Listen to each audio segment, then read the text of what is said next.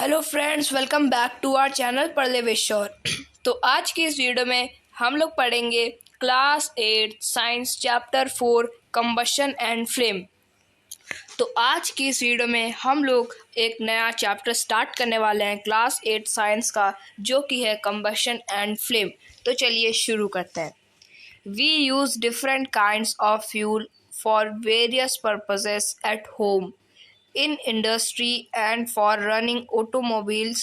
Can you name a few fuels used in our homes? Name a few fuels used in trade and industry. What is fuel? Are used for running automobiles. Your list will contain fuels like cow dung, wood, coal, charcoal, petrol, diesel, compressed natural gas, CNG, etc. You are familiar with burning of a candle. What is difference between the burning of a candle and the burning of a fuel like coal? Maybe you were able to guess right. Candles burns with a flame, whereas coal does not. Similarly, you will find many other materials burning without a flame. Let us study the chemical process of burning and the types of flame produced during this process. तो क्या कहा जा रहा है कि हम लोग बहुत ही डिफरेंट टाइप्स के डिफरेंट काइंड्स के क्या फ्यूल को यूज़ करते हैं अपने घर में, इंडस्ट्रीज़ में और अपने घर में, इंडस्ट्री में और जो ऑटोमोबाइल्स हो गए उनमें हम लोग बहुत डिफरेंट काइंड्स के फ्यूल को क्या यूज़ करते हैं।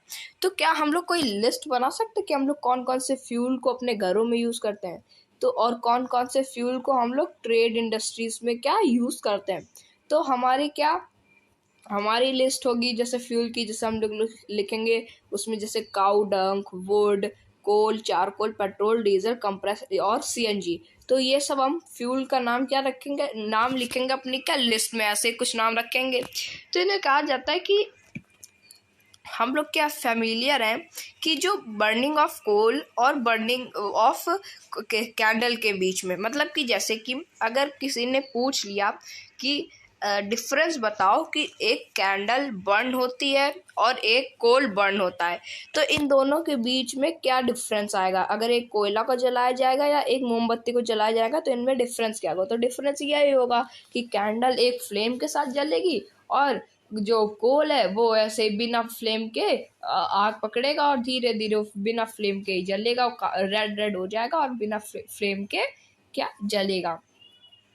तो इसी तरह क्या होते हैं कि बहुत सारे मटेरियल्स होते हैं जो कि फ्लेम के साथ जलते हैं और कुछ जो होते हैं वो विदाउट फ्लेम के साथ भी क्या जल जाते हैं। तो हम लोग इस चैप्टर में यही सब पढ़ेंगे कि इन केमिकल प्रोसेस में की टाइप ऑफ फ्लेम्स, और मतलब कि इन चैप्टर में हम लोग यही सारे केमिकल प्रोसेसेस के बारे में जानेंगे। और जो बर्निंग होती है, जैसे कई सारे सब्सटेंस है उनकी जब बर्निंग होती है तो कुछ फ्लेम के साथ और कुछ नई फ्लेम के साथ जलते हैं, कुछ विदाउट फ्लेम के साथ जलते हैं, और बहुत कुछ और क्या जानेंगे कि और जैसे कि वो जब बर्न होते हैं तो उनके साथ क्या क्या प्रोड्यूस होता है उस प्रोसेस के साथ। तो हमारी जो फर्स्ट हेडिंग है वो है व्हाट इज कंबशन। कंबशन है क्या, तो हम लोग इसे अभी अभी स्टार्ट करते हैं। Recall the activity of burning of magnesium ribbon performed in class 7th. We learned that magnesium burns to from magnesium oxide and produces heat and light. We can perform a similar activity with a piece of charcoal. Hold the piece with a pair of tongs and bring it near the flame of a candle or a Bunsen burner. What do you observe? We find that charcoals burn in air. We know that coal too burns in air, producing carbon dioxide, heat and light. तो क्या कहा जा रहा है कि हम लोगों को एक एक्टिविटी क्या रिकॉल करनी, याद करनी है कि जो हम लोगों ने 7th में परफॉर्म करी थी उसमें क्या था कि एक मैग्नीशियम रिबन को हम लोगों ने जलाया था। तो उसमें क्या होता था कि वो मैग्नीशियम रिबन जब जल रहा था तो क्या मैग्नीशियम ऑक्साइड बन गया था और वो क्या प्रोड्यूस कर रहा था, हीट और लाइट को क्या प्रोड्यूस कर रहा था। तो इसी तरीके से हम लोगों को फिर से इस एक्टिविटी को क्या फिर से हमें करना है, किसके साथ, चारकोल के साथ। और चारकोल के साथ हमें क्या करना है कि उसे हम लोगों को ऐसे दो टांग को पकड़ के उसे क्या बंसन बर्नर पर रख देना और उसमें क्या उसको बर्न करता है। तो जब वो बर्न होगा तो हम लोगों को ऑब्जर्व होगा कि जो चारकोल है वो जब बर्न हो रहा है एयर में, क्या वो चारकोल एयर में भी बर्न हो पा रहा है। और हम लोगों ने क्या अभी इसके पहले वाले चैप्टर में पढ़ा था कोल एंड पेट्रोलियम में कि जो कोल है वो भी क्या हवा में बर्न हो रहा था और क्या कार्बन डाइऑक्साइड को रिलीज कर रहा था और साथ ही साथ हीट एंड लाइट को भी क्या वो प्रोड्यूस कर रहा था। A chemical process in which a substance reacts with oxygen to give off heat is called combustion। तो क्या कहा जा रहा है कि एक केमिकल प्रोसेस होता है, उसमें क्या होता है कि एक सब्सटेंस रिएक्ट करता है विद ऑक्सीजन और उसको क्या हीट प्रोवाइड करता है। तो इससे क्या होता है कि इसे हम लोग क्या कंबशन कहते हैं। The substance that undergoes combustion is said to be combustible, it is also called a fuel. तो जो सब्सटेंस कंबशन हो जाता है, जिसका जो सब्सटेंस कंबशन मतलब कि जिस सब्सटेंस के साथ कंबशन होता है उसे हम लोग क्या कंबस्टिबल कहते हैं और उससे हम लोग फ्यूल भी साथ में क्या कहते हैं। The fuel may be solid, liquid और gas. Sometimes light is also given off during combustion, either as a flame or as a glow. In the reaction mentioned above, magnesium and charcoal are combustible substances। तो क्या कहा जा रहा है कि कुछ fuels होते हैं जो कि सॉलिड होते हैं, कुछ लिक्विड होते हैं और कुछ गैसेस फॉर्म में भी होते हैं। और कभी कभी क्या होता है कि जो लाइट होती है वो भी क्या कंबशन, वो भी क्या लाइट भी क्या उनको क्या गिवन ऑफ ड्यूरिंग कंबशन। जब लाइट होती है वो भी क्या कंबशन, कभी कंबशन होता है तो साथ में क्या लाइट भी क्या प्रोड्यूस होती है। और ये जो फ्लेम है वो क्या ऐसा एक ग्लो करने लगती है। और इन सब रिएक्शन में क्या हमने को अभी मेंशन हुआ है अबव कि जो मैग्नीशियम और चारकोल है ये भी क्या कंबस्टिबल सब्सटेंस है, जो कि कंबस्टिबल सब्सटेंस वो सब्सटेंस होते हैं जो जिनके साथ क्या जो कंबशन हो जिनके साथ कंबशन हो सकता है। जैसे कि अभी हम लोगों ने क्या चारकोल कर रहे थे तो चारकोल जल रहा था तो क्या कंबशन हो रहा था, तो उसे हम लोग को क्या हम लोग उससे कंबस्टिबल सब्सटेंस कहते हैं। We have read that the sun produces its own heat and light, it is also some kind of combustion. तो हम लोगों ने क्लास 6 में पढ़ा था कि जो सन है वो भी क्या खुद की लाइट और खुद की हीट क्या प्रोड्यूस करता है, तो क्या वो भी कंबशन कहलाएगा। तो in the sun heat and light are produced by nuclear reaction. You will learn about this process in higher classes. तो कहा जा रहा है कि जो सन में हीट और लाइट प्रोड्यूस हो रही थी वो किसी कंबशन के द्वारा नहीं, वो न्यूक्लियर रिएक्शन के द्वारा वहाँ पे क्या प्रोड्यूस होती है। और ये जो प्रोसेस है न्यूक्लियर रिएक्शन का, क्या ये न्यूक्लियर रिएक्शन क्या है, कैसे होता है, ये सब हम लोग पढ़ेंगे हायर क्लासेस में। तो अभी के लिए हम लोग को इतना जानना है कि जो प्रोसेस होता है मतलब कि जो हीट और लाइट हम लोगों को सन में दिख रही होती है वहाँ पे क्या न्यूक्लियर रिएक्शन हो रहे होते हैं। तो एक्टिविटी 4.3 कह रही है कि place a piece of burning wood और charcoal on an iron plate और tawa, cover it with a glass jar और अ टम्बलर और a transparent plastic jar. Observe what happens. Does charcoal stop burning after some time? Can you think of the reason why it stopped burning?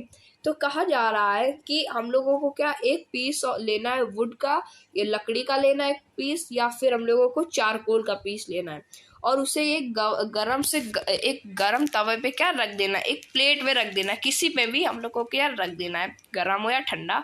और जो charcoal को जला देना है उस plate के ऊपर और फिर क्या करना है कि उसके ऊपर हम लोगों को या कोई टम्बलर यानी कोई ग्लास, कांच का ग्लास, कोई स्टील का नहीं कांच का ग्लास, या फिर कोई ट्रांसपेरेंट प्लास्टिक जार, उसे हम लोगों को उसके ऊपर रख देना। फिर हम लोगों को क्या ऑब्जर्व करना, फिर क्या होगा कि जो चारकोल है वो क्या अपने आप क्या बंद हो जाएगी जलना। जैसे कि जैसे अंदर कोई वुड रखी लकड़ी का टुकड़ा है वो जल रहा है, उसके ऊपर हम लोगों ने क्या कांच का गिलास रख दिया, थोड़ी देर जलेगा उसके बाद क्या वो बंद हो जाएगा जलना। तो फिर बोला जा रहा है कि बंद क्यों हुआ जलना ऐसा, तो ऐसा इसलिए हुआ क्योंकि जो जो आप लोगों ने पढ़ा होगा कि जो आग है वो कैसे आती, जब ऑक्सीजन उससे मिलता है तब क्या आग मतलब तब वो आग आती है। तो क्या होता है कि जो अब जैसे ही खुले एटमॉस्फेयर में रखा है तो उसमें क्या ऑक्सीजन मिलता जा रहा है और आग जल रही है। जैसे ही ग्लास रख देंगे तो क्या होगा कि जो आग है वो तो गिलास के अंदर जितना ऑक्सीजन होगा उससे तो आग जलती रहेगी, लेकिन जब ऑक्सीजन ग्लास के अंदर खत्म हो जाएगा तब वो आग बुझ जाएगी। तो ये रीजन है उसके पीछे का कि वो क्यों रुकी। You might have heard that when the clothes of a person catches fire the person is covered with a blanket to extinguish fire. Can you guess why? Now recall some of your experiences. Does a matchstick burn by itself? How does it burn? You must have had an experience of burning a piece of paper. Does it burn when a burning matchstick is brought near it?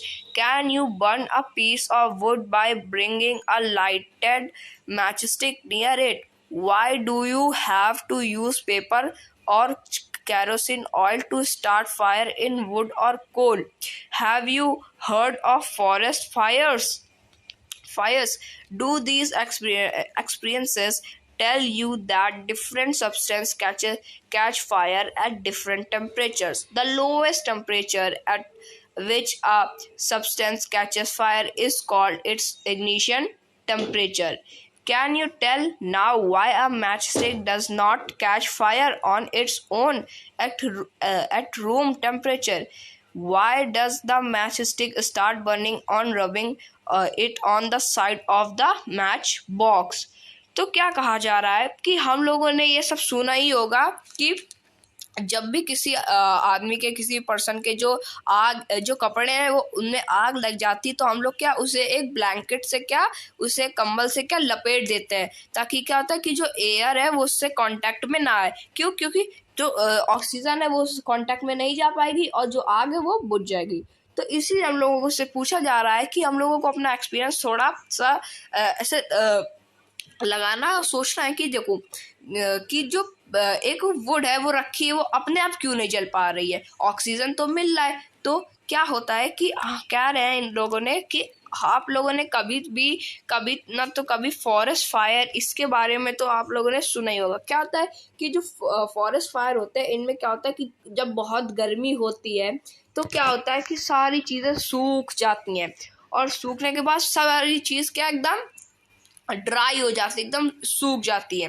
फिर क्या होता है कि हवा चलती है तो जो पेड़ है वो क्या आपस में वो जंगल में तो सब पेड़ पास पास होते हैं तो वो सब क्या सूखे पेड़ होते हैं, हवा चलती है वो सब क्या ऐसे आगे पीछे होते हैं तो वो आपस में क्या उनमें एक फ्रिक्शन होता है। तो फ्रिक्शन होने के कारण हल्की सी भी स्पार्क्स निकलती है तो क्या पूरे पेड़ में लग जाती है। अगर एक पेड़ जला तो दूसरे पेड़ को जला देगा, दूसरे जला तो तीसरे को, ऐसे पूरे जंगल में क्या आग लग जाती। तो ऐसे क्या फॉरेस्ट फायर होता है।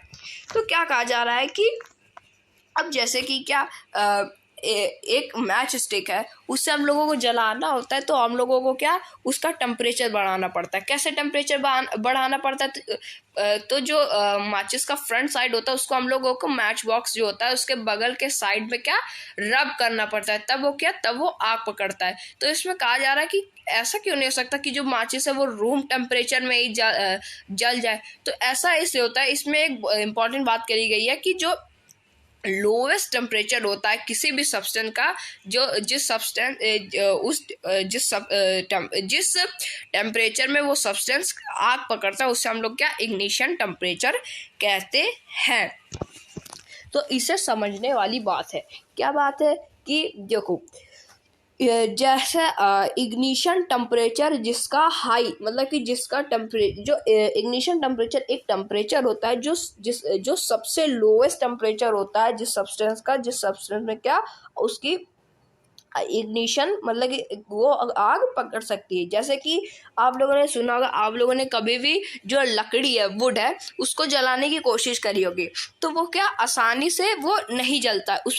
उसमें हम लोग कई सारे ऑयल डाल देते हैं, जैसे केरोसिन ऑयल डालते हैं तब वो वुड जलती है, वरना ऐसे आसानी से नहीं जलती। तो क्या होता है कि जो टेम्परेचर होता है इग्निशन टेम्परेचर मतलब कि ऐसा टेम्परेचर जिस टेम्परेचर में आकर के वो जल जाएगा। तो जो जलने वाला टेम्परेचर होता है वुड का वो काफ़ी कम होता है, और जो जिस टेम्परेचर में हम लोग ऐसे जला रहे होते हैं वो कई ज़्यादा होता है और हमें कई कम करना पड़ता है। तो हम लोगों को उसका टेम्परेचर कम करने के लिए क्या करना पड़ता है, हम लोगों को उसमें क्या केरोसिन ऑयल डाल देना पड़ता है। तो जो केरोसिन ऑयल है उसका टेम्परेचर वुड से भी कई ज़्यादा कम होता है। तो हम लोग तो जो मतलब जो केरोसिन ऑयल है उसमें हम तुरंत आग लगा देते हैं, तो फिर जब वो आग जलती तो वो वुड के ऊपर जलती रहती है, और जब वुड के टेम्परेचर तक पहुंच जाती है वो आग, तब जो वुड है वो ऑटोमेटिकली क्या आग पकड़ लेती है। तो ये होता है क्या इग्निशन टेम्परेचर। तो हमने तो ये समझ लिया कि इग्निशन टेम्परेचर क्या होता है। फिर यहाँ पे क्या बोला जा रहा है कि we find that a combustible substance cannot catch fires on burn as long as its temperature is lower than its ignition temperature. Have you ever seen cooking oil catching fire when a frying pan is kept for long on a burning stove? Kerosene oil and wood do not catch fire on their own at room temperature, but if kerosene oil is heated a little it will be catch fire, but if wood is heated a little it would still not catch fire. Does it mean that ignition temperature of kerosene oil is lower than the that of wood? Does it mean that we need to take special care in storing kerosene oil?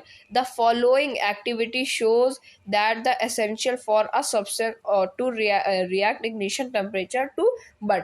तो ये वही कह रहा है जो हम लोगों ने अभी बताया कि जैसे वुड है उस पर केरोसिन ऑयल डालते तो ये सब तो हम लोगों ने समझ लिया। अब हमें क्या, अब हम लोग पढ़ चलते आगे। What happens to the empty paper cup? What happened to the paper cup with water? यानी कि इसमें हम लोगों को क्या एक एक्टिविटी है, उससे हम लोगों को पढ़ना पड़ेगा। Make 2 paper cups by folding a sheet of paper. Pour about 50 ml of water is in one of the cups. Heat both the cups separately with a candle. What do you observe? Water paper cup. तो क्या कहा जा रहा है कि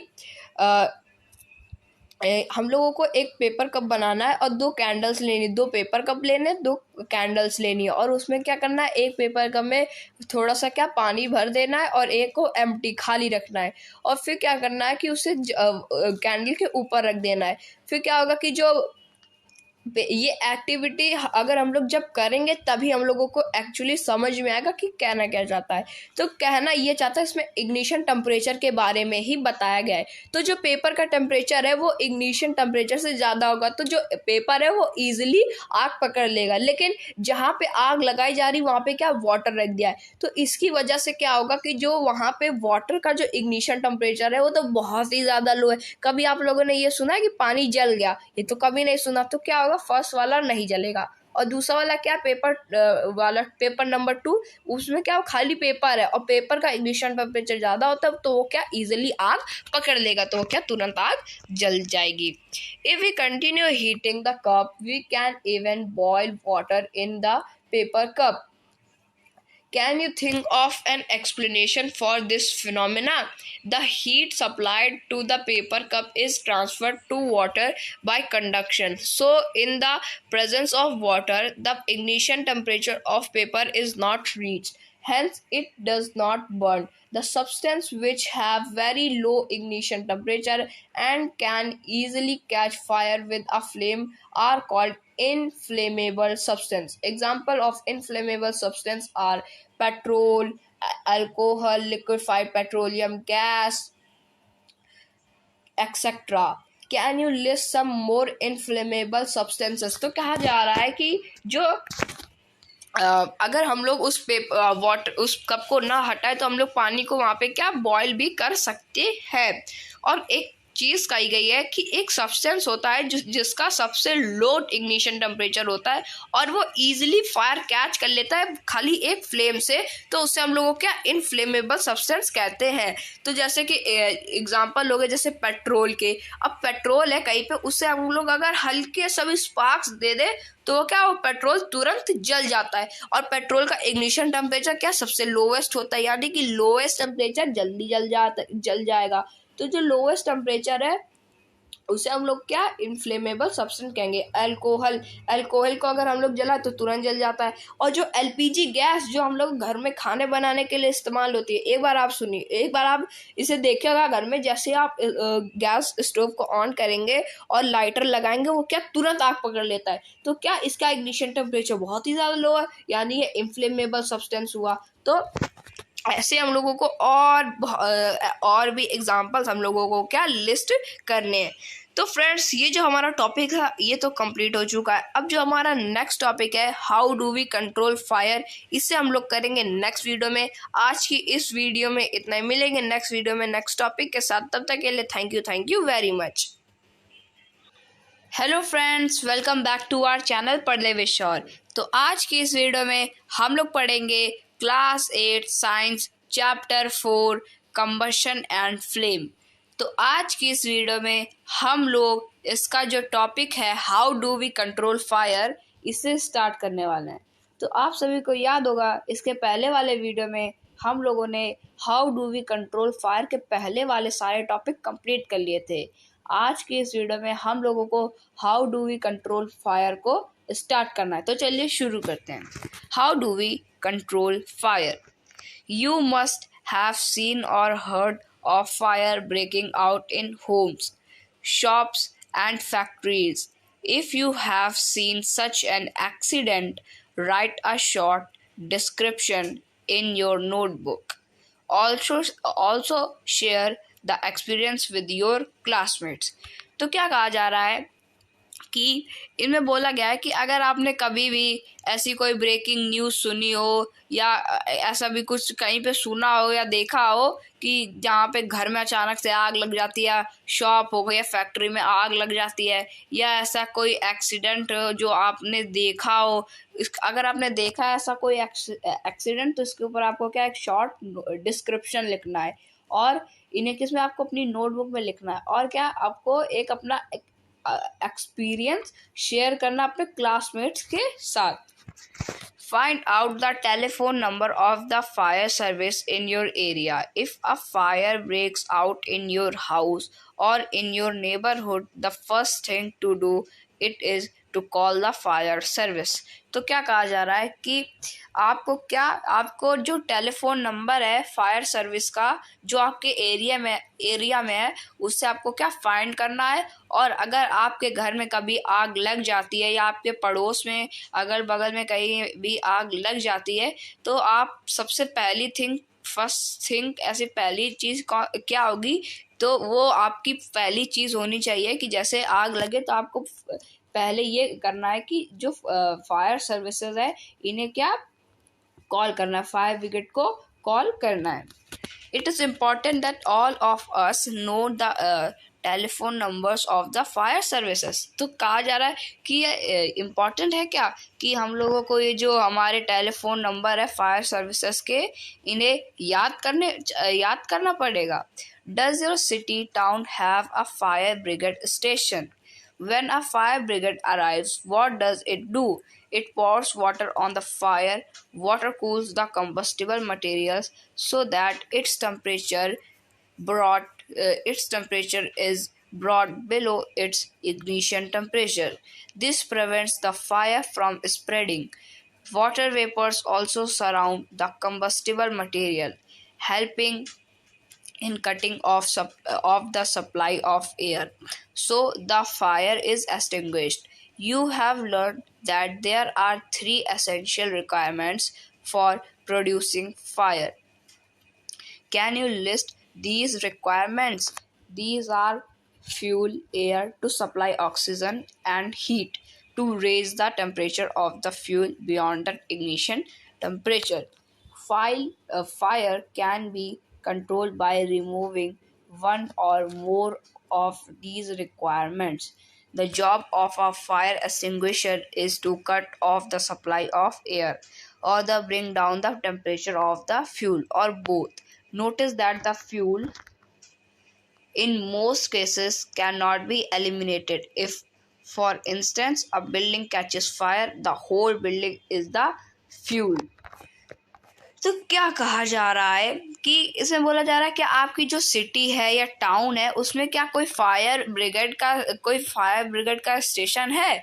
तो मेरा जो सिटी है वहाँ पे क्या एक फायर ब्रिगेड का स्टेशन है। तो इसमें पूछा जा रहा है आपकी जो सिटी है वहाँ पे आपका सिटी या टाउन में कोई फायर ब्रिगेड का स्टेशन है कि नहीं है, आपको बताना है।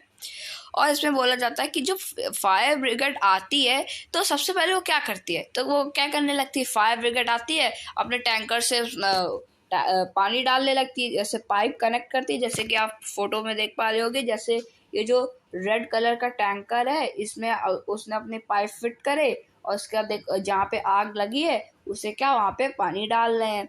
तो ये सब क्या करते हैं, ये सब जो जहाँ आग लगती है वहाँ पे ये लोग पानी डालने लगते हैं। पानी क्यों डालते हैं, क्योंकि जो वाटर होता है वो जो कंबस्टिबल मटेरियल्स होता है उसका जो टेम्परेचर होता है वो क्या उसका नीचे कर देते हैं बिलो इट्स इग्निशन टेम्परेचर। यानी कि जो टेम्परेचर इग्निशन टेम्परेचर क्या होता है कि जो सबसे लोएस्ट टेम्परेचर होता है at the substance catches fire. एक सब्सटेंस का सबसे जो कम टेम्परेचर होता है उससे क्या इग्निशन टेम्परेचर कहते हैं। तो उसके इग्निशन टेम्परेचर से क्या वो नीचे ले आते हैं। तो आप ये कंफ्यूज मत होइएगा कि कह रहे हैं सबसे लोएस्ट टेम्परेचर और सब नीचे ले आते हैं।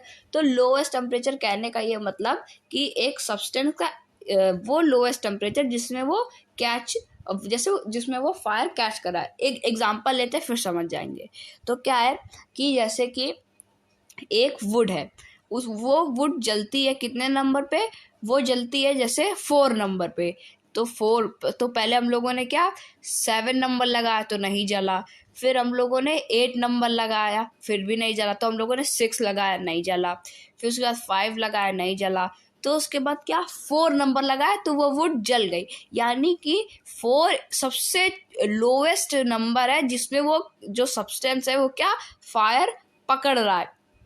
यानी कि इसको ऐसे भी कह सकते हैं कि जैसे कि हम लोगों ने एक वुड है उसको लिया, उसको 8 नंबर में लगाया 8 नंबर पे, तो वो क्या जलने लगा। फिर हम लोगों ने उसे 7 नंबर में 7 नंबर में लगाया तब भी वो जल गया, फिर 6 नंबर में लगाया फिर भी जल गया, और 5th में लगाया तब भी जल गया, और फिर 4th नंबर में लगाया तब जल गया, और जैसे हम लोगों ने 3rd नंबर पे लगाया तब वो वुड नहीं जल रही। यानी कहने का ये मतलब है कि जो 4th है वो सबसे लोएस्ट टेम्परेचर है जिसमें वो क्या जो सब्सटेंस है जो भी है जो वुड है वो क्या जो फायर है वो कैच कर रही पकड़ रही है।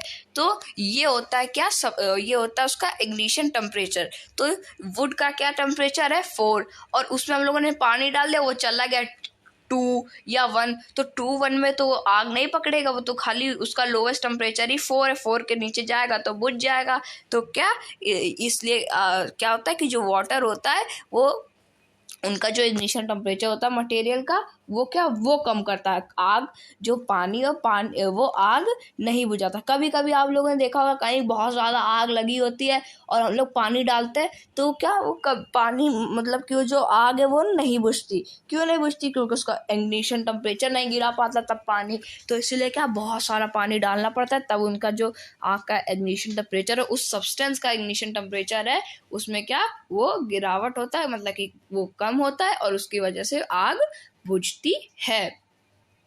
तो ये तो हमने समझ लिया। फिर क्या है कि you have learn that there are 3 essential requirement for producing fire. तो हम लोगों ने सब लोगों ने पढ़ रखा है समझ रखा है कि आग को जलने के लिए क्या 3 चीज़ों की ज़रूरत होती है। पहली चीज़ होती है फ्यूल की। फ्यूल जब होगा तभी वो क्या वो जलेगा। और फ्यूल जैसे कहने का मतलब फ्यूल जैसे कोल हो गया, पेट्रोल हो गया, ये सब क्या ये सब फ्यूल ही तो हैं। जो भी हम लोगों ने इसके पहले वाले चैप्टर कोल एंड पेट्रोलियम में भी पढ़ा है कि जैसे फ्यूल्स आ गए कई सारे, जैसे हो गया एलपीजी हो गई, और और गैसेस हो गई, जैसे सीएनजी गैस हो गई और ये कोल हो गया, ये सब क्या, ये सब फ्यूल ही तो है। तो ये सब फ्यूल हो गए। और एयर, एयर क्यों ज़रूरत होती है? एयर नहीं ज़रूरत होती, हमें ज़रूरत होती है क्या, ऑक्सीजन की। देखो ब्रैकेट में भी लिखा है टू सप्लाई ऑक्सीजन, एयर ही तो सप्लाई करेगी ऑक्सीजन। एयर क्या है? Air is a group of of whole gases which is present in our earth, यानी कि हमारी अर्थ में जितनी भी गैसेस प्रेजेंट है उन सबको क्या अगर मिला दे, उनका ग्रुप बना दे, तो उस ग्रुप को हम लोगों ने क्या नाम रखा है? एयर नाम रखा है। तो ये एयर में क्या, ऑक्सीजन की ज़रूरत पड़ती है। और हीट क्यों ज़रूरत पड़ती है? क्योंकि उसका जो टेम्परेचर है उसे रेस करा जा सके, उसे बढ़ाया जा सके। तो ये 3 चीज़ों की ज़रूरत पड़ती है आग लगाने के लिए, फ्यूल, एयर और हीट। तो ये तो हम लोगों ने समझ लिया। और fire can be control by removing one और more of these requirements.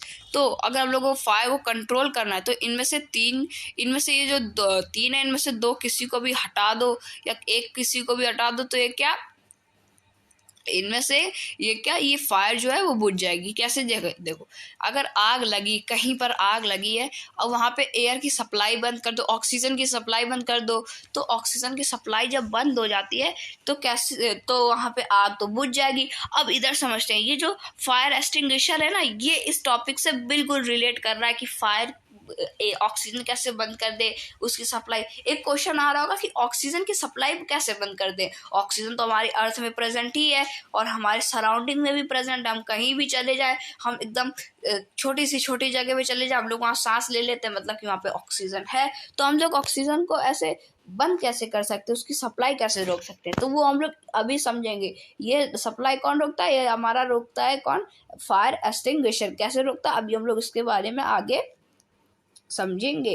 The job of a fire extinguisher is to cut off the supply of air और to bring down the temperature of the fuel और both. तो यानी क्या कहा जा रहा है कि जो जॉब होती है ये फायर एक्सटिंग्विशर की, ये मैन को आप देख पा रहे होगे, ये जो पानी डाल रहा है इसको क्या, फायर एक्सटिंग्विशर, फायरमैन कहते हैं।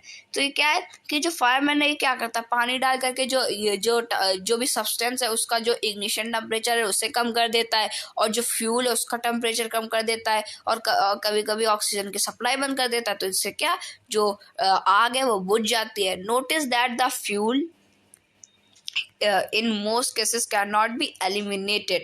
If for substance a building catches fire, the whole building is a fuel.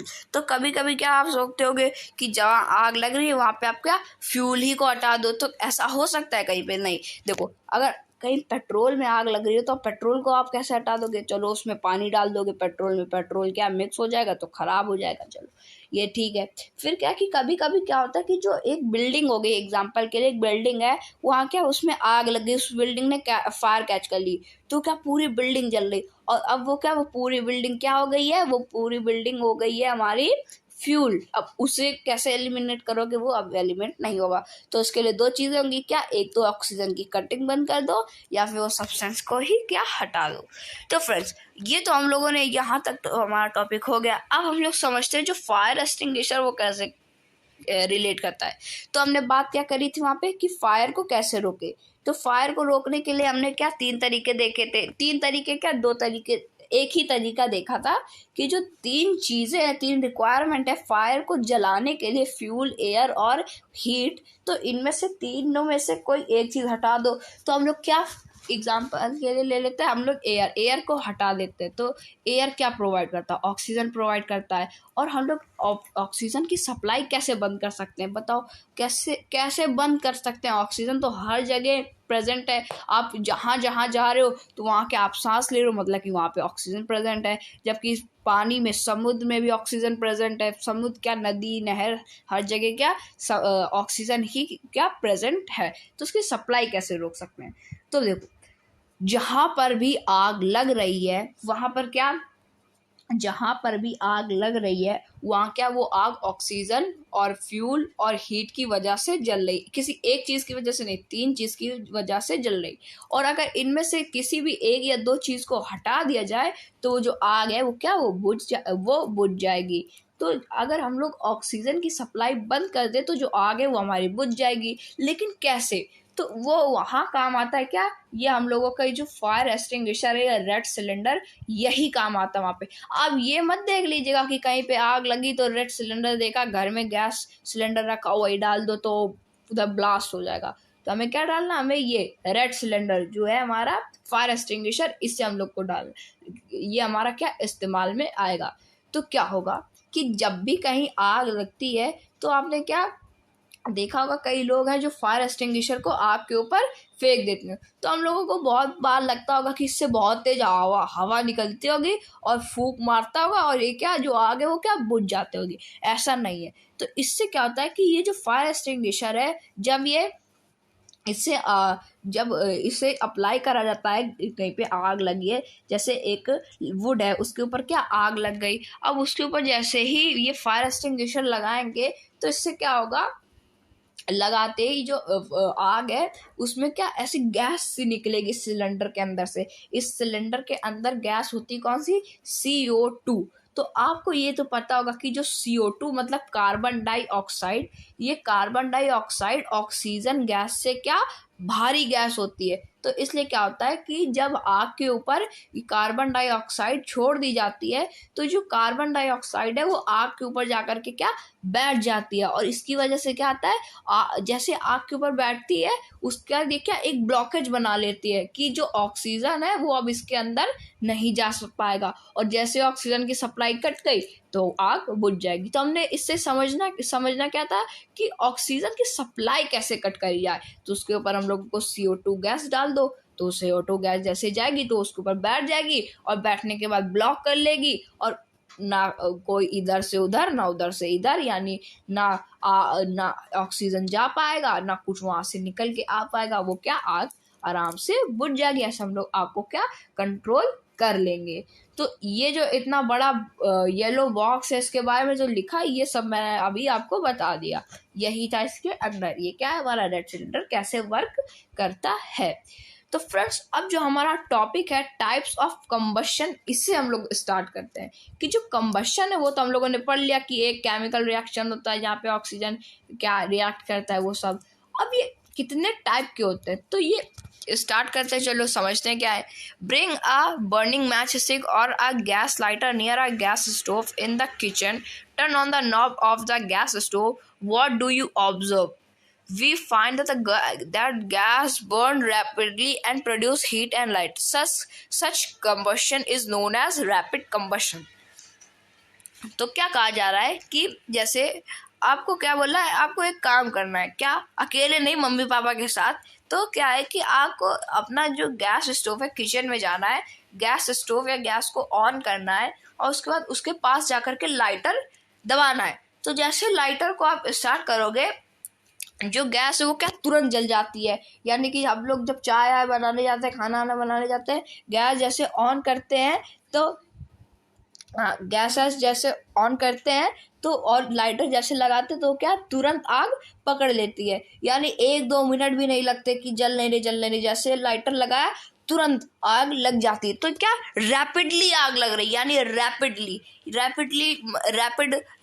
मतलब कि एकदम जल्दी से एकदम शू एकदम ऐसे रैपिडली क्या वो आग लग जाती है। तो इससे हम लोग क्या रैपिड कंबशन कहते हैं। और यही नहीं है इसकी डेफिनेशन कि खाली जल्दी से आग लग जाए। इसकी डेफिनेशन ये है कि ऐसा कोई भी सब्सटेंस जो कि एकदम जल्दी से आग पकड़ लेता है और हीट और लाइट को भी प्रोड्यूस करता है साथों साथ। यानी कि जो गैस है हमारी घर में वो क्या वो तुरंत तो जल जाती है और साथ में क्या हीट, अगर आपको विश्वास ना हो रहा हो हीट प्रोड्यूस करती है या नहीं प्रोड्यूस करती तो आप उसको ऑन करिए और वही जो आग जल रही है उसमें अपना हाथ लगाइए 2 मिनट के लिए, आपको पता चल जाएगा कि वो हीट प्रोड्यूस कर रही है या नहीं प्रोड्यूस कर रही। और लाइट भी प्रोड्यूस कर रही है, ब्लू कलर की जल रही, बता रहे मम्मी देखो ब्लू कलर की गैस जल रही। तो क्या ये तो लाइट है, उसकी ब्लू कलर की लाइट है। तो क्या ये हीट लाइट प्रोड्यूस कर रही है, साथ साथ रैपिडली जल रही है गैस। तो वो क्या आ जाएगा, हमारा रैपिड कंबशन आ जाएगा, उसे हम लोग रैपिड कंबशन कह देंगे। इसके एग्जांपल देख लेते हैं। There are substance like phosphorus which burn in at air at room temperature. तो आप लोगों ने फॉस्फोरस देखा होगा कि जो अगर यहाँ पे कहीं रख दिया जाए फॉस्फोरस ऐसे फैला के, उसके बाद उस पर थोड़ा सा भी रब करा जाए तो रूम टेम्परेचर में एकदम रैपिडली जल जाएगा। और अगर हीट टेस्ट करनी है तो हाथ लगाइए और लाइट तो उसकी दिखी जाएगी। तो ये क्या, ये हमारा रैपिड कंबशन का एक एग्जांपल हो गया। कौन? फास्फोरस। और एक तो मैंने आपको बता दिया गैस वाला।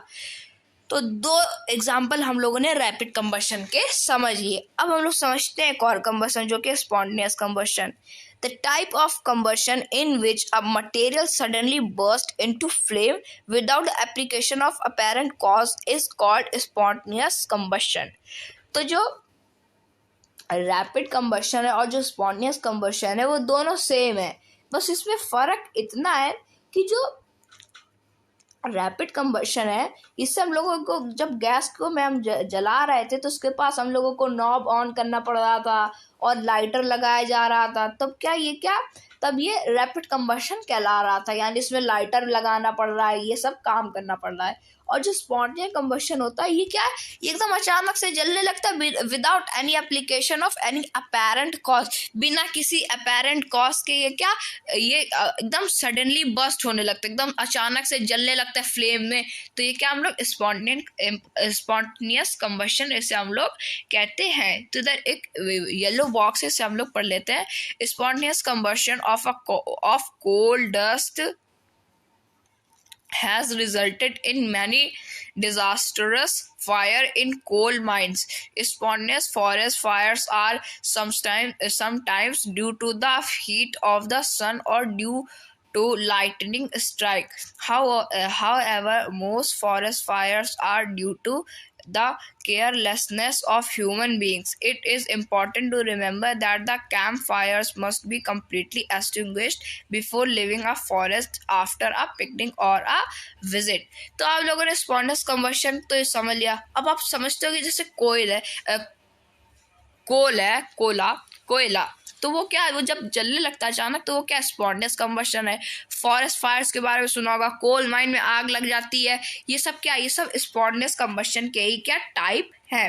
तो और इसमें कहा जा रहा है कि जो फॉरेस्ट फायर्स है वो तो कभी कभी ह्यूमंस की लापरवाही की वजह से ही क्या हो जाता है। जैसे कोई गया वहाँ पे क्या पिकनिक मनाने, तो वहाँ पे कैंप फायर्स हो गए। कैंप फायर्स यानी जो कैंप के आगे जो फायर्स लगाई जाती, कैंप के आगे आग लगाई जाती हाथ सेकने के लिए, उसे हम लोग कैंप फायर कहते हैं। तो वही कैंप फायर जो है उन्हें क्या ऐसे जल रही है, उनको जलते हुए हम लोग क्या छोड़ के आ जाते हैं। तो उससे क्या होता है कि वो अगर एकदम गर्मियों का दिन है, हम लोगों ने तो कैंप फायर लगा दी, उसके बाद क्या वो आग पकड़ लेगी धीरे धीरे, पता नहीं क्या होगा, और फिर क्या पूरे जंगल में आग लग जाएगी। अभी ऑस्ट्रेलिया में क्या आग लगी थी पिछले 2020 में लगी थी ऑस्ट्रेलिया के जंगलों में।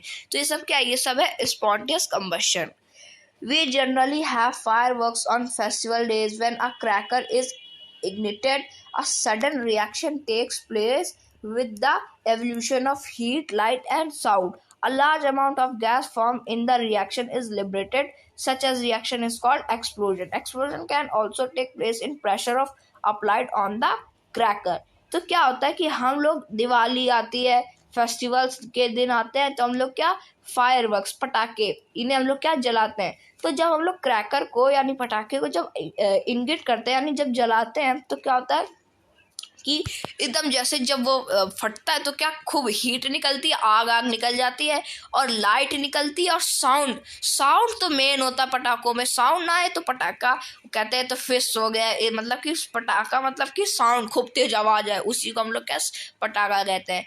तो जो पटाखे होते हैं उनमें क्या 3 चीज़ निकलते हैं, हीट, लाइट और साउंड। तो इसे हम लोग क्या पटाखे में यही 3 चीज़ होती है। और एक्सप्लोजन क्या होता है कि ये जो हीट, लाइट और साउंड ये तो निकलता है, साथ में जो गैस होती है वो लार्ज अमाउंट ऑफ गैस वो भी फॉर्म होती है।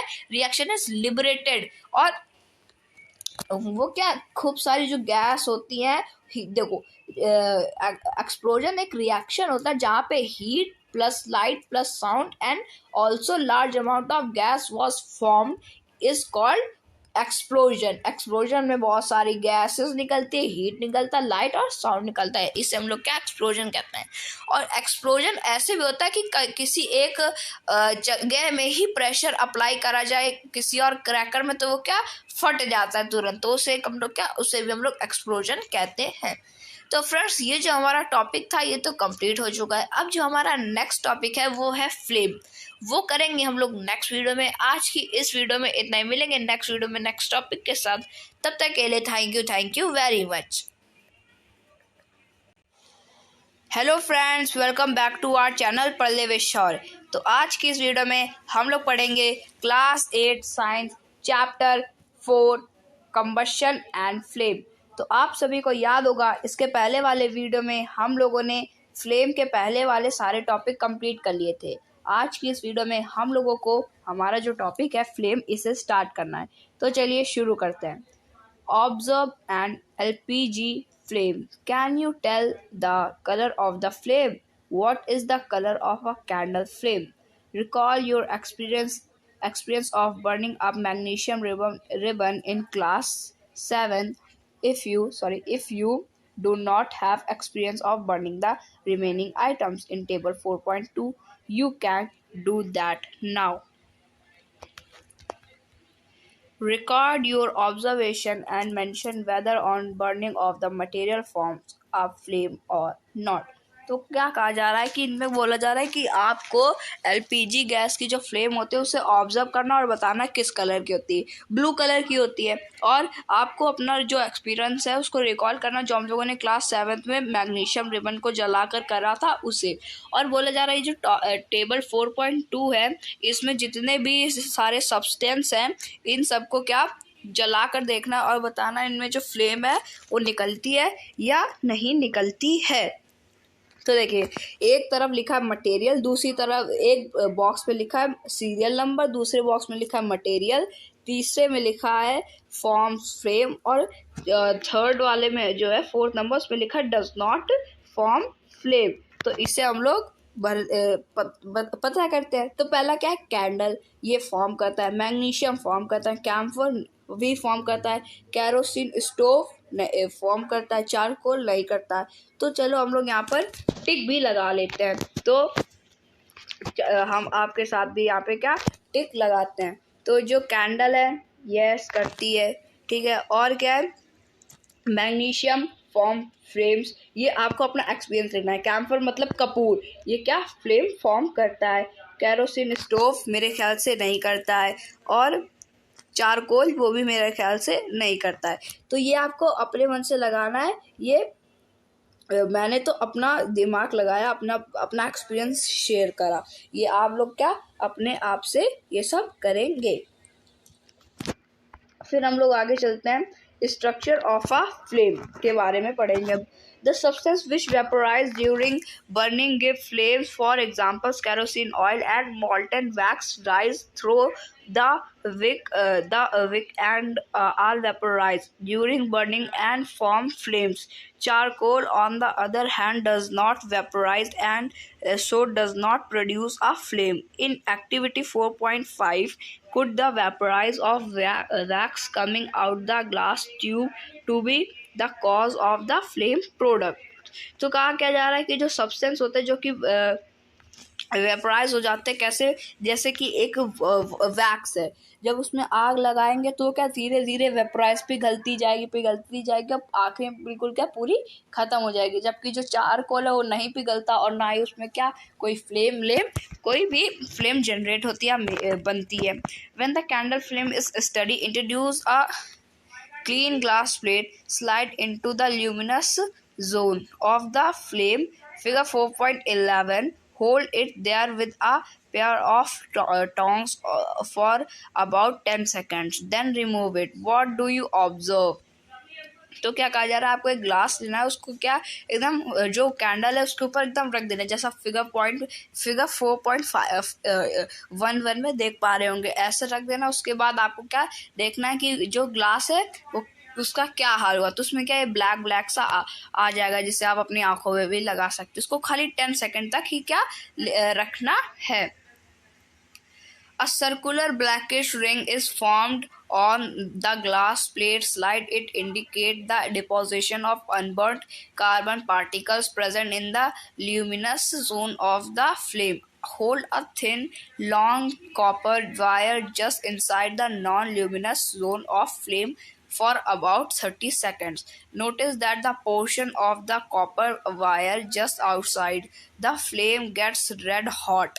Does it indicate the non-luminous zone of the flame has a high temperature? In fact this part of the flame is the hottest part. तो ये जो फ्लेम के जो पार्ट होते हैं वो हमें बताया जा रहा है. पहले हम लोग क्या जितना भी रीडिंग पार्ट है इस टॉपिक का ये कंप्लीट करते हैं, उसके बाद फिर हम लोग समझेंगे कि इसका जो मतलब कि जो इसका स्ट्रक्चर है फ्लेम का वो क्या है. Goldsmiths blow the outermost of a flame with a metallic ball pipe for melting gold and silver. Why do they use to outermost of the flame? तो क्यों क्या कहा जा रहा है कि जो गोल्ड स्मिथ है, जो कि इस पिक्चर में आप लोग देख पा रहे होंगे, ये क्या फूक रहा है और इससे क्या जो फ्लेम है उससे क्या इससे क्या यूज करता है कि जो आग है वो उससे जो गोल्ड और सिल्वर है उसे क्या पिघलाने की बात करता पिघलाता है. फिर क्या कह रहा है कि ये जो अब हम लोग समझते हैं इसका जो स्ट्रक्चर क्या है, जो भी अभी तक हम लोगों ने यहाँ से वहाँ तक पढ़ा वो सब इसी में क्या हमारा आ जाएगा. तो क्या है कि आप इस वाले अभी तो बुक में हमारे में यही दिया गया डायग्राम, लेकिन अगर आप कोई अलग से डायग्राम देखोगे वो काफ़ी सिंपली ड्रॉ होगा, आप उसे आराम से देख के समझ सकते हो. तो अभी वो है नहीं तो हम लोग इसी को क्या देखते हैं. तो जो पहला आप देख पा रहे होगे ये जो बाहर से आपको हल्की हल्की सी शैडो सा लग रहा होगा, ये होता है सबसे हॉटेस्ट पार्ट किसका, फ्लेम का. कैंडल की जो फ्लेम है, किसी भी जो फ्लेम होती है उसका सबसे हॉटेस्ट पार्ट होता है. फिर जो बीच की ये जो चीज़ होती है जो येलो कलर की होती है वो थोड़ा मॉडरेटली हॉट होता है, यानी एकदम थोड़ा सा मतलब कि थोड़ा मॉडरेट, यानी कि मिडिल में जो नंबर आता है मॉडरेट, उन्हें क्या उसे मॉडरेट कहते हैं. तो मॉडरेटली हॉट होता है. और ये जो आपको ये डंडी सी दिख रही होगी, इस स्टिक के ऊपर का जो एरिया है वो बिल्कुल एकदम लेस हॉट, लीस्ट हॉट, यानी बिल्कुल कम हॉट होता है. बाकी ये तो हमारी वैक्स कैंडल हो गई.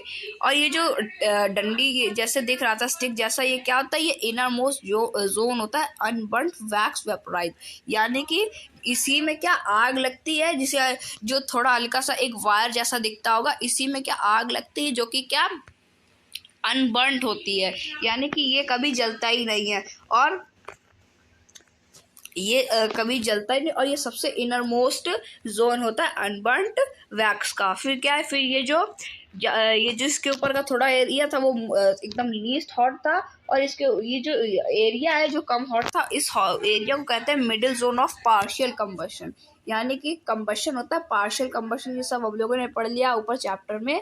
और ये सब क्या, ये मिडिल जोन होता है सबसे ज़्यादा. और फिर होता है क्या, जो एकदम यहाँ जो शैडो जो एकदम सबसे हॉटेस्ट पार्ट होता है उसी को क्या outer zone of complete combustion उसे हम लोग क्या कहते हैं. तो ये तो स्ट्रक्चर था, ये हम लोगों ने क्या समझ लिया. अब जो हमारा नेक्स्ट टॉपिक है which is what is fuel, तो इसे भी हम लोग स्टार्ट करते हैं. Recall the source of heat energy for domestic and industrial purposes are mainly wood, charcoal, petrol, kerosene, etc. These substances are called fuels. A good fuel is one which is readily available. It is cheap. It burns easily in air at a moderate rate. It produces a large amount of heat. It does not leave behind any undesirable substance. There is probably no fuel that could be considered as an ideal fuel. We should look for a fuel which fulfills most of the requirements of a particular use. Fuels differs in their cost. In their cost. Some fuels are cheaper than others. Make a list of fuels familiar to you. Group them as solid, liquid, as gaseous fuel in fuel as in table 4.3। तो कहा क्या जा रहा है कि हम लोगों को ये जो हीट के जो हीट एनर्जी के जो सोर्सेस है और जो इंडस्ट्रियल पर्पस के लिए जो वुड, चारकोल और पेट्रोल, कैरोसिन ये सब यूज़ होते हैं, ये सारे सब्सटेंस क्या है, ये सारे सब्सटेंस फ्यूल कहलाते हैं। और एक गुड फ्यूल वो होता है जो कि एकदम आसानी से अवेलेबल हो, सस्ता हो, ईजिली बर्न हो जाए, मॉडरेट उसका वो मॉडरेट टेम्परेचर मॉडरेट रेट में जल जाए, यानी उसका इग्निशन टेम्परेचर के बारे में बात हो रही है। और एक क्या, एक काफ़ी लार्ज अमाउंट ऑफ हीट भी प्रोड्यूस करे, और ये डेसिरेबल सब्सटेंस भी ना हो, मतलब कि ये कुछ सब्सटेंस भी इसके जैसे कोई सब्सटेंस है वो जल जाता है, उसका कुछ वेस्ट बचता है, वो भी ना बचे। तो इस सारे ऐसा जो फ्यूल होता है उससे हम लोग प्रोबेबली आइडियल फ्यूल ही कंसीडर करते हैं। लेकिन आज तक कोई भी ऐसा आइडियल फ्यूल हम लोगों को मिला ही नहीं। ऐसा कोई भी फ्यूल हमारी जो नीड्स है इस आइडियल फ्यूल की उन्हें फुलफिल कर ही नहीं सका। और जितने भी फ्यूल है वो इनमें ये सब नहीं, लेकिन इनमें से मोस्ट ऑफ द थिंग्स आती है, तो उससे हम लोग क्या अच्छा खासा फ्यूल क्या देते हैं। तो हम लोगों को एक ऐसी लिस्ट बनानी जिसमें कई सारे फ्यूल्स के बारे में देखना है, ग्रुप करना है, जो कि हमसे क्या फेमिलियर, ऐसे कई सारे फ्यूल ले जैसे कोल, पेट्रोलियम और एलपीजी, सीएनजी, और ले लिया पेट्रोल, डीजल, ये सारे ले लिया। अब इनको तीन ग्रुप बनाना है। पहला क्या, लिक्विड, सॉलिड और गैसेस। और देखो लिक्विड में कौन आ जाएगा, पेट्रोल, डीजल ये सब, और कैरोसिन ऑयल ये सब लिक्विड में आ जाएगा। फिर दूसरा क्या है, सॉलिड में आ जाएगा कोल, आ जाएगा चारकोल आ जाएगा, ठीक है। फिर दूसरा क्या है, और जैसे कैम्फर ये भी क्या है, फ्यूल ही है, इसे भी हम लोग क्या सॉलिड में ले लेंगे। फिर क्या, गैसेस, तो गैसेस में जैसे एलपीजी आ जाएगी, और हमारा सीएनजी गैस भी किसमें, गैसेस फॉर्म में आ जाएगा। अब क्या है हमारा फ्यूल एफिशिएंसी। तो जैसे कि यहाँ पे आप देख पा रहे होगे जो टेबल 4.3 टाइप्स ऑफ फ्यूल, इसमें क्या सॉलिड में कोल, लिक्विड में कैरोसिन ऑयल और गैसेस में नेचुरल गैसेस, सीएनजी, एलपीजी, ऐसा हम लोगों को क्या ग्रुप करना है। फिर क्या, fuel efficiency. Suppose you were asked to boil a given quantity of water using cow dung, coal and LPG as fuel, which fuel would you prefer? Give your reason. You might take the help of your parents. Do these three fuels produces the same amount of heat? The amount of heat energy produced on complete combustion of 1 kg of a fuel is called its calorific value. The calorific value is expressed is a unit called kilojoule per kg. kj/kg. Calorific value of some fuels are given in table 4.4. तो क्या कहा जा रहा है कि जो fuel efficiency है, इसका मतलब जो आपको कई सारे क्या फ्यूल ले लेने हैं, जैसे काऊ डंग ले लेना, कोल लेना है, एलपीजी ले लेना, इन सबको क्या फ्यूल ले लेना, फिर इनको जला के देखना है और बताना है कि किनका जो आप अपने पेरेंट्स की भी इसमें मदद ले सकते हैं, और फिर बताना है कि कौन सा सब्जेक्ट कितनी एनर्जी हीट और एनर्जी प्रोड्यूस कर रहा है। इसी चीज़ को क्या, जो हीट एनर्जी, जैसे ये 1 kg जो सब्सटेंस है ये इतनी हीट प्रोड्यूस कर रहा, तो इतना जो है वो हम लोग केजी में लेते हैं, किलोग्राम्स में। तो 1 kg मतलब कि एक कंप्लीट कंबशन में कितने केजी हीट निकली, तो उसे हम लोग कहते हैं। और ये जो हीट है इसे हम लोग क्या कैलोरीफिक वैल्यू कहते हैं। तो जो कैलोरीफिक वैल्यू इसे हम लोग पर केजी और किलो जूल भी हम लोग इसे कह देते हैं। और जो कैलोरीफिक वैल्यू है ये 4.4 आप देख पा रहे होगे, इसमें क्या लिखी हुई है। जैसे काउ डंग है वो कितने 6000 to 8000 तक की क्या हीट प्रोड्यूस करता है, वुड 17,000 to 22,000 तक, कोल 25,000 to 33,000 तक, और पेट्रोल 45,000, कैरोसिन 45,000, डीजल 45,000। यानी कि पेट्रोल, कैरोसिन और डीजल दोनों सेम ही हीट प्रोड्यूस करते हैं, यानी उनकी कैलोरीफिक वैल्यू एक ही है। फिर क्या है, मीथेन गैस जो है वो 50,000 कैलोरीफिक वैल्यू प्रोड्यूस करता है। सीएनजी भी 50,000 प्रोड्यूस करती है, और एलपीजी भी 55,000 प्रोड्यूस करती है। यानी कि कार में सीएनजी से ज़्यादा हमारे घर में जो एलपीजी है वो ज़्यादा हीट प्रोड्यूस करती है। बायोगैस 35,000 से 40,000 तक, और हाइड्रोजन 1,50,000 तक की क्या गैस प्रोड्यूस करती, हीट प्रोड्यूस करती है। तो फ्रेंड्स ये जो टॉपिक थे ये तो हमारा कंप्लीट हो चुका है। फ्रेंड्स अब जो हमारा नेक्स्ट टॉपिक है वो है burning of fuels leads to harmful products. तो हम लोग इसे भी इस वीडियो में स्टार्ट करते हैं। The increasing fuel consumption has harmful effects on environment. First, carbon fuels like wood, coal, petroleum release unburned carbon